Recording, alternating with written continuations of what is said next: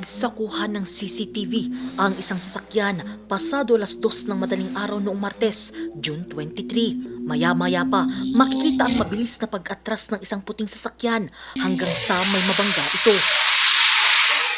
Pero imbis na bumaba, pumalipas ang kanyang sasakyan na tila walang nangyari. Kita pa ang pinsalang natamo ng sasakyan nang humarurot ito.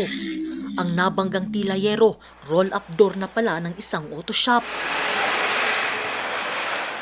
Sa lakas ng impact, nabasag ang mga stante ng auto shop, yupi rin ang roll-up at ang masaklap may mga nasira pang paninda. Tulog po ako nung time na yon, and then maraming tumatawag sa akin ng mga pulis na binangga daw yung shop ko. So agad-agad akong umakyat at tinignan ko nga wala yung bumangga. Nag-close muna kami and then inayos muna namin. And then yung mga customer is pinabalik na lang namin kinabukasan.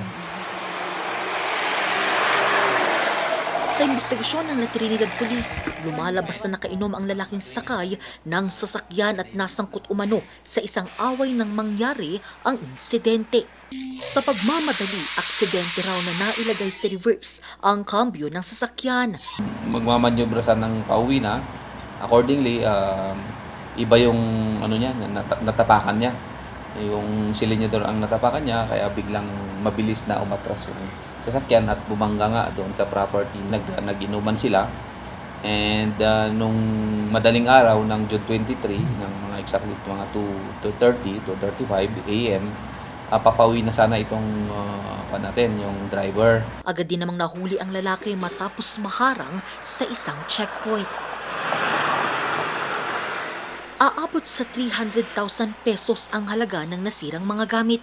Sa ngayon, pansamantalang nakalaya ang sospek matapos idaan sa areglo ang kaso.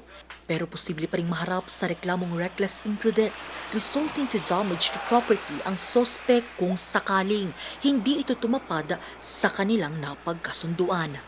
Angel Arquero, RNG News.